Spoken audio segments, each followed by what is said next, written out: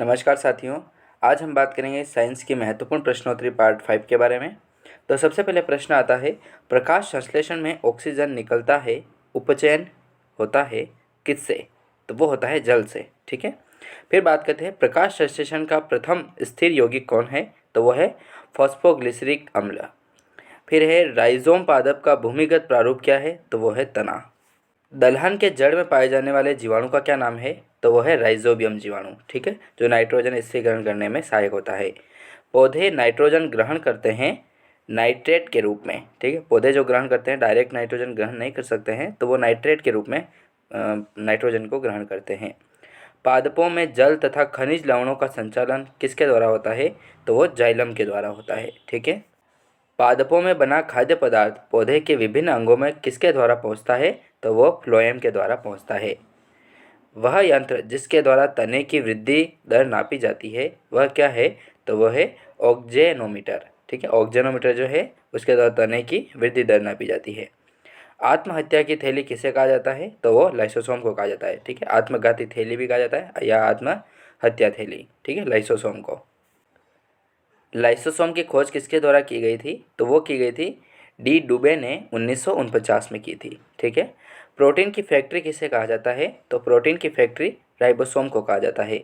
Protein का संश्लेषण किसके द्वारा होता है? तो प्रोटीन का संश्लेषण राइबोसोम के द्वारा होता है। डीएनए की खोज किसके द्वारा की गई थी? तो डीएनए की जो खोज है वो वाटसन एवं क्रिक द्वारा की गई थी। डीएनए संश्लेषण का प्रतिपादन किसके द्वारा किया गया? तो वो किया गया था कॉर्नबर्ग द्वारा।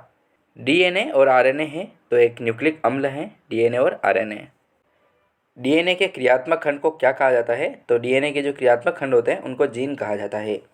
डीएनए का डबल हेलिक्स मॉडल किसके द्वारा बनाया गया था? तो डीएनए का जो डबल हेलिक्स मॉडल है वो वाटसन एवं क्रिक वैज्ञानिकों द्वारा बनाया गया था। डीएनए की इकाई क्या है? तो डीएनए की जो इकाइयाँ हैं वो है न्यूक्लियोटाइड्स। ठीक है।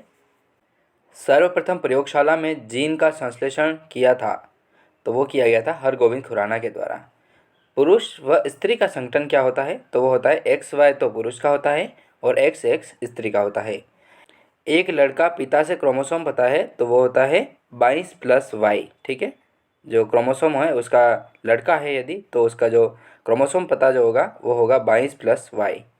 बच्चों का लिंग निर्धारित होता है पिता के गुणसूत्र XY के द्वारा। ठीक है। बात करते हैं, पैतृकर्ता सिद्ध करने में सहायक है तो वह है डीएनए और फिंगरप्रिंटिंग टेस्ट द्वारा। मधुमेह होता है इंसुलिन की कमी के द्वारा। इंसुलिन के बारे में बात कर लेते हैं। तो इंसुलिन की खोज किसके द्वारा की गई थी? तो इंसुलिन की जो खोज है वो वेटिंग एवं वेस्ट द्वारा की गई थी। इंसुलिन शरीर में बनती है अग्नाशय में। ठीक है, अग्नाशय के द्वारा इंसुलिन का निर्माण होता है।